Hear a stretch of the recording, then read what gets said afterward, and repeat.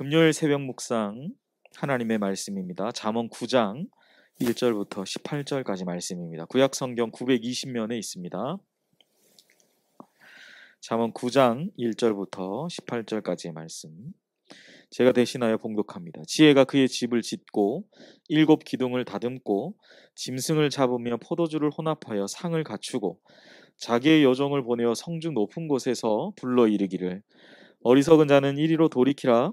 또 지혜 없는 자에게 이르기를 너는 와서 내 식물을 먹으며 내 혼합한 포도주를 마시고 어리석음을 버리고 생명을 얻으라. 명철의 길을 행하라 하느니라. 거만한 자를 징계하는 자는 도리어 능욕을 받고 악인을 책망하는 자는 도리어 흠이 잡히느니라. 거만한 자를 책망하지 말라. 그가 너를 미워할까 두려우니라. 지혜 있는 자를 책망하라. 그가 너를 사랑하리라. 지혜 있는 자에게 교훈을 더하라. 그가 더욱 지혜로워질 것이요 의로운 사람을 가르치라. 그의 학식이 더하리라. 여호와를 경외하는 것이 지혜의 근본이요 거룩하신 자를 아는 것이 명철이니라. 나 지혜로 말미암아 내 날이 많아질 것이요 내 생명의 해가 내게 더하리라. 내가 만일 지혜로우면 그 지혜가 내게 유익할 것이나 내가 만일 거만하면 너 홀로 해를 당하리라. 미련한 여인이 떠들며 어리석어서 아무것도 알지 못하고 자기 집 문에 앉으며 성읍 높은 곳에 있는 자리에 앉아서 자기 길을 바로 가는 행인들을 불러 이르되 어리석은 자는 이리로 돌이키라. 또 지혜 없는 자에게 이르기를 도둑질한 물이 달고 몰래 먹는 떡이 맛있다 하는도다. 오직 그 어리석은 자는 죽은 자들이 거기 있는 것과 그의 객들이 수월 깊은 곳에 있는 것을 알지 못하느니라. 아멘. 오늘 주신 본문의 말씀으로 영원한 행복을 추구하는 삶이라는 제목의 하나님의 말씀을 전하겠습니다. 오늘 본문 1절부터 6절에는 의인화된 우리 8장에서 의인화된 지혜에 대해서 설명을 드렸는데요. 그 의인화된 지혜가 풍성한 잔치상을 준비하고 이 어리석은 자들을 특이하게도 어리석은 자들을 초대하고 있습니다. 그런데 이에 질세라 13절부터 18절을 보시면 이 의인화된 음료 또한 도둑질한 것들로 식탁을 차린 후에 어리석은 자들을 초대하고 있다라는 것이죠. 이처럼 우리의 삶에는 언제나 이 두 부류의 초대가 있다라고 할 수 있습니다. 하나는 하나님을 경외하는 자들의 초대. 바로 하나님을 경외하는 자들은 이 하나님의 지혜로운 부름에 응답할 것이고 세상의 성공과 안녕만을 추구하는 사람들은 도둑질한 것으로 표현된 이 음료의 부름에 응답하게 될 것이다 라는 것이죠. 당장에는 이 음료가 준비한 음식들 바로 도둑질한 물과 몰래 먹는 떡이 더 달콤하고 맛있을 것처럼 보일 것입니다.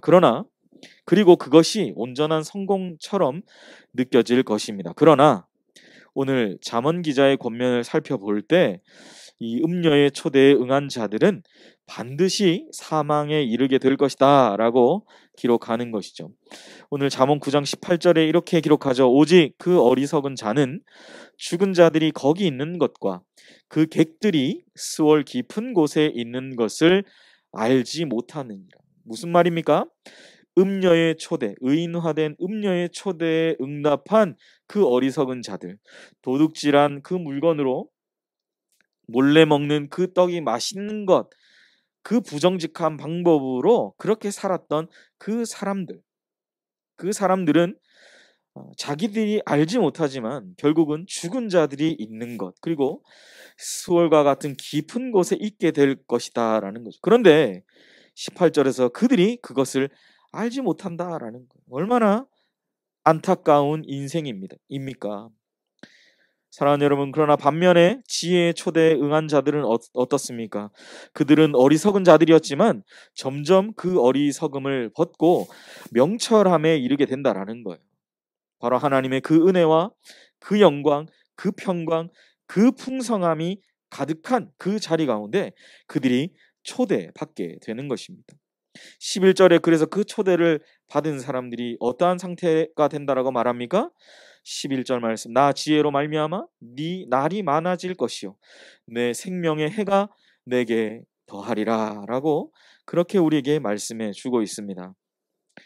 우리가 사는 인생이 어찌 보면 단순해 보이지만 결코 단순하지만은 않죠.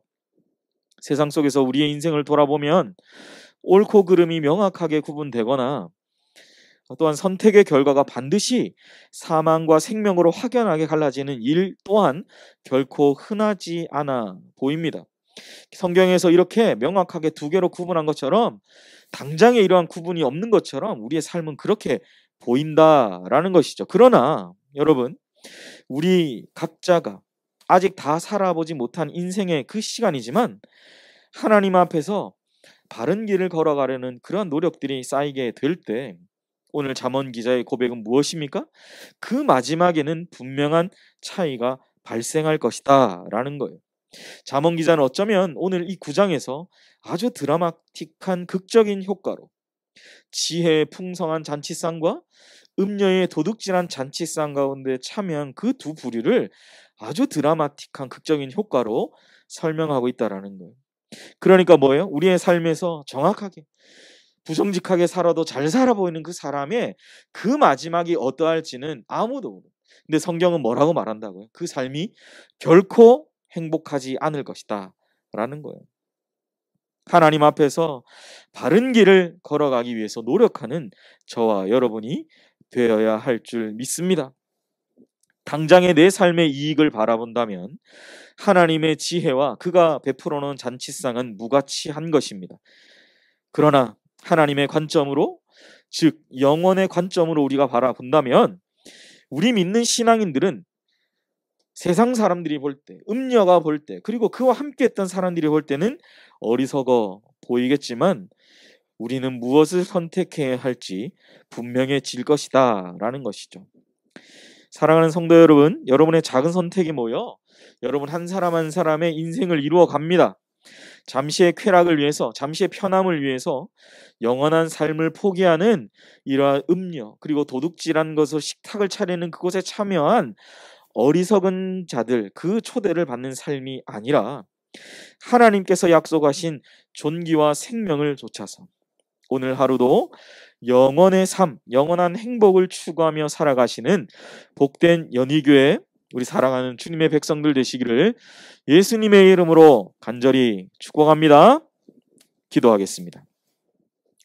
사랑의 하나님, 오늘 의인화된 지혜와 의인화된 음녀의 이 두 가지의 하나님 말씀으로 드라마틱하게 잠언 기자는 이 옳고 그름이 명확하게 나뉘어지는 것으로 오늘 9장을 우리에게 말씀을 설명해 주고 있습니다. 그러나 참 우리의 삶을 돌아볼 때 이렇게 정확하게 정말 드라마처럼 극명하게 갈리지 않는 것을 보게 됩니다.